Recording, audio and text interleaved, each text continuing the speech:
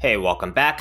This is my third post today, and today is April 15th, Thursday. And on this post, I'll be telling you about the overall crypto markets very quickly, which includes Bitcoin dominance and Bitcoin price action, and see how they could potentially affect the overall altcoin markets. Before diving into BakerySwap token, BAKEBUSD, and see what has gone on in here. I'll be telling you about the bullish and bearish case scenarios for today, as well as the short-term price prediction on this market, according to what I'm seeing on the charts. Before we begin today, if you guys are enjoying this content, make sure to subscribe to this channel and like this video, as I'll be keeping updated on the latest crypto setups on my watch list, regardless if it's a good day or a bad day. If you want to support me and don't have a Webull brokerage account, you guys can use my referral link down below. They're still giving away 2 free stocks as of today upon a successful sign up and a qualifying deposit of $100 US. And I will also receive a referral bonus if you guys sign up under me. Please also read my full disclaimer below. I am not a financial advisor and this is not financial advice. I am purely sharing my own speculation and opinions on this market. I cannot tell you the future, and you should always do your own due diligence before trading or investing in this market, as it's extremely risky and volatile. If you have any questions or comments, please do only leave them in the comment section below, but I'll try my best to get to as many of them as possible. Let's see what's going on in this market first. Let's see if we have any changes on Bitcoin dominance since my earlier post today, which I don't think so. We're down about over 1.2% still. This breaks down to Bitcoin price action right now up about 0.75%. Total altcoin market cap up over 3.5%, almost 3.6%. Now, this is still the upside of Bitcoin dominance trending downwards. I will usually see total altcoin market cap leading in gains ahead of Bitcoin. I usually emphasize Bitcoin dominance to trend downwards. That's generally speaking better for the altcoins on both the upside and downside. Because conversely speaking, if Bitcoin dominance was trending higher, I will usually see Bitcoin leading in gains ahead of total altcoin market cap on the upside. Bitcoin dominance, as I've been saying, we are in a falling wedge pattern on the weekly time frame here. And I'll be more convinced that we have actually broken down from this falling wedge pattern if we actually do get a weekly candle close well below this bottom trend line where I can't stretch it out anymore to keep a falling wedge pattern shape intact. Okay. Until then, falling wedge patterns are still bullish patterns generally. If it breaks to the upside here, not as ideal for the altcoins. Let's go over to Bitcoin, where I have said there has been bearish divergence playing out, okay, with 2 consecutive higher highs here, however, 2 consecutive lower highs. And each time in the past 2 times where we had bearish divergence, we had a pullback. Okay, we had one right here. That's 1 week's worth of pulling back. This is the weekly time frame. The second time we had 2 weeks worth of pulling back. The safer signal I'm looking for here to tell me that bearish divergence is done playing out would be seeing a higher high on the price action chart along with a higher high on the RSI. We do have a higher high on the price action chart, but we do still need to beat this high right here from on this RSI here. It's about 75 here. Okay. We're getting very close to it. Monthly time frame, we have been having bearish divergence for quite some time, and we are in overbought territory. However, still has yet to yield a red candle. Not something I'll lose track of, because do take a look into the last few times, Bitcoin has gone into very overbought territory on this monthly time frame. Let's go over to BAKEBUSD. Just want to mention one more thing. If Bitcoin pulls back at any time, it could still have a bearish effect on the altcoins. That bearish effect would be greater if Bitcoin dominance is trending higher. Let's go over to Bake. Let's take a look from the monthly time frame down to daily. I consider them to be macro time frames and see if we have any overbought RSI readings or possible bearish divergence scenarios. Monthly time frame here, we don't have a reading, so let's move down to the weekly, where we still don't have a reading, so let's move down to 3-day, where we are currently at about 51, over 51 RSI reading here. So not in overbought territory.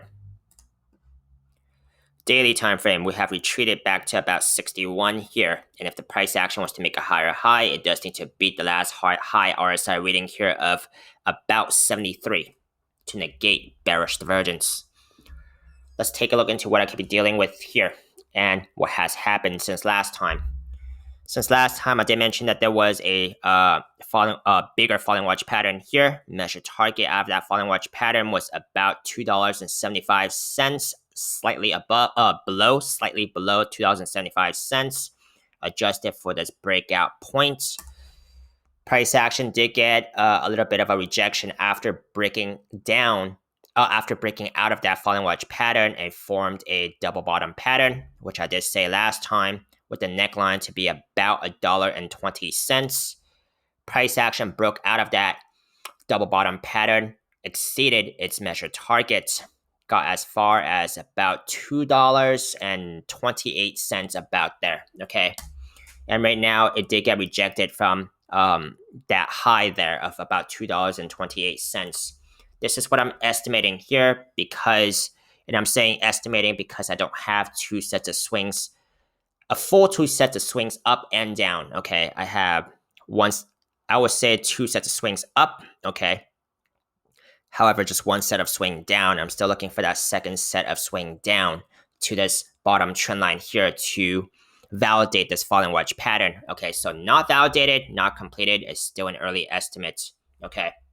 And I'm estimating this because we do have some moving averages coming up to my estimated bottom trend line, including the 12-hour 21 MA, the short-term moving average, that I do think could support the price action, okay? And the daily 21 MA could be coming up to the bottom trend line here, but I think that's going to take a little longer. Now, given that this falling wedge pattern is validated and completed with that second set of swing down to this bottom trend line, very similar to what I have here, then according to Thomas Bukowski and his website, thepatternchart.com, it is a 68% chance of it breaking to the upside. If it breaks to the upside with the falling wedge pattern here, that's very similar, or at least to the falling wedge pattern I have here estimated, okay, then the measured target would be, if it breaks out by the absolute apex of the falling wedge pattern, would be about $2.04 measured targets. Now, measured targets are theoretical approximate targets only, may actually be different in real life price action, more or less, and that's given that this falling wedge pattern is validated, okay? Let's take a look into some key supports and resistances relevant to this price action right now. Key resistance right now would be about the $2.05 fib level area. I could expect some resistance coming from this past trading history here, okay? About $2.25, about $2.25. I can see two rejections here, one here and another here. Followed up by about the $2.40 fib level area, or $2.40 to $2.45 fib level area here. Beyond that, I could expect resistance coming from this group of past trading history here.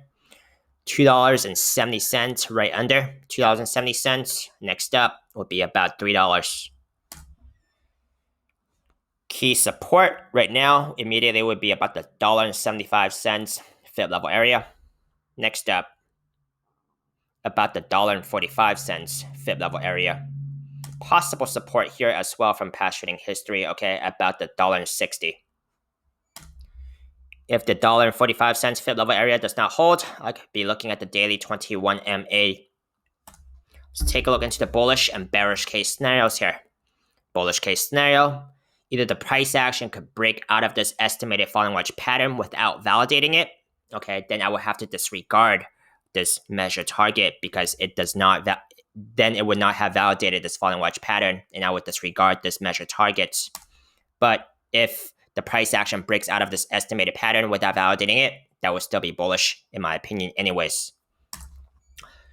Second bullish case scenario, if the price action validates this falling wedge pattern, very similarly to what I have here, or exactly to what I have here, breaks out of it and go towards its measured targets, mining some of those resistance levels I have just pointed out. and see if it would actually continue towards that bigger measure target out of this falling wedge pattern. Okay, so that's the other bullish case scenario. Bearish case scenario, price action breaks its bottom trend line. It looks like, depending on the timing, it could get supported at about the $1.45 fib level area. If that does not hold, I could be looking at the daily 21 MA right now and seeing if that holds as of this snapshot. Now, these are my bullish and bearish case scenarios for today. Let me know if you found it helpful. Give me a thumbs up if you did. Let me know your agreements, disagreements, feedback. I love to hear them. Hope you manage your risk carefully, and if you'd like to see any more of my most recently uploaded videos on YouTube, you guys can check out my links up here on YouTube. See you next time.